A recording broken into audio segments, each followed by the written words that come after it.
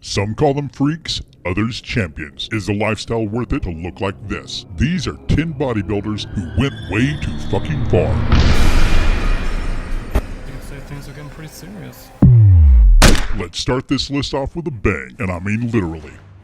Number 10. Steve Michielik's motto was intensity or insanity. The man's workout was so intense that it either made or broke others that tried to follow in his footsteps. In order to maintain the body that would become famously coveted by other bodybuilders for its symmetrical look, Michielik took copious amounts of steroids. This wreaked havoc on his body. Michielik suffered from heart failure, kidney disease, and had baseball-sized tumors on his liver. His drug use also turned him into a violent man, prone to throwing members of his gym through plate glass windows for stealing his energy. Ultimately, Michielik died from a self-inflicted gunshot wound to the head. Number 9.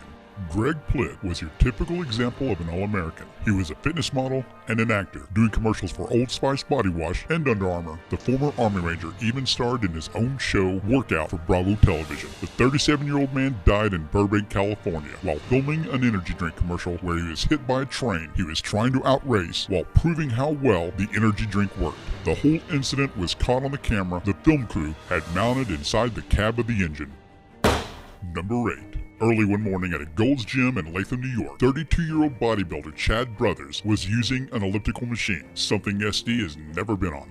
Witnesses stated that he was acting a bit strange and things only got worse when he fell off. Brothers went over to another machine that was in use by another lifter. He turned the speed up, then punched the man in the face. The 6'1" tall, 230-pound man then went on a rampage that was caught on tape. He began to toss over machines before going into an office and ripping computers from the wall and tossing the office furniture. Upon arriving to the scene, a female officer ordered Brothers to stop, but the man continued, so she lit him up with a taser. Initially, the taser brought the bodybuilder down, but while officers attempted to handcuff him, Brothers stood up with an officer still on his back. 2 more officers then fired their tasers at him. In all, Brothers was shocked anywhere from 4 to 5 times, and within 1 minute of being restrained, he went into cardiac arrest. Toxicology reports determined he had PCP and steroids in his system, but his death was ruled as agitated delirium.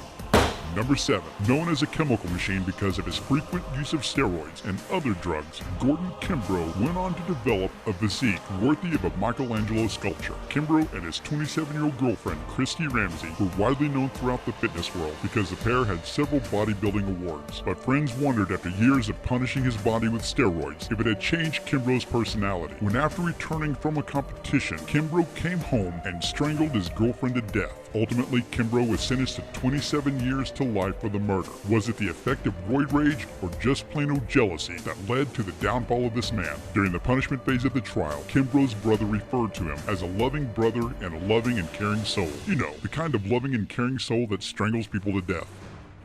Number 6. Terry Harris, a 49-year-old bodybuilder from Texas, died from a heart attack just 2 days after her debut as a pro, competing in the female category of the IFBB Tampa Pro. Some speculate that it was steroids, while most agree that it's just the harsh punishment a body takes when you push it into competition mode.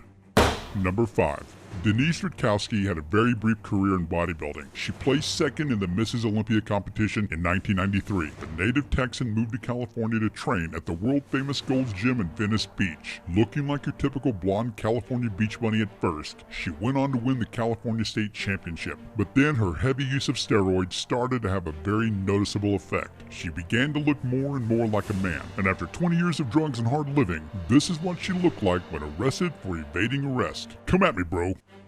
Number 4.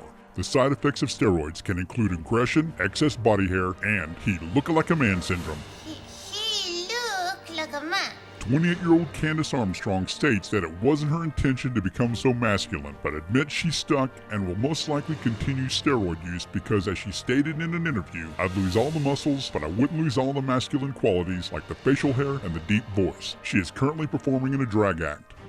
Number 3. Another crazy bodybuilder with another crazy motto. Anthony D'Arezzo's motto is, "If you're going to be a bear, be a grizzly." SD chooses to be a koala. Look how cute that little bastard is. Anthony was diagnosed in 2002 with congenital heart disease due to his intense training and steroid use, but he continued that pursuit of bigness, stating that I'd rather die on a bodybuilding stage than rot away in a hospital bed in old age. Well, Anthony missed that stage by an hour. While sitting in his hotel room being lathered up with tanning cream and practicing his poses, Anthony sat down on the bed and then fell face down on the floor where he died. Number 2. Nasser El-Sanbati was born in Germany and entered the world of bodybuilding at a time when performance-enhancing drugs were considered acceptable. Nicknamed the Professor because of his ability to speak several different languages and because he wore his glasses when posing for pictures with fans, the 47-year-old accomplished bodybuilder was diagnosed with congenital heart failure and kidney damage in November of 2012. Congenital heart failure in bodybuilders. Are you starting to see a pattern here, guys? He eventually died due to kidney failure in 2013.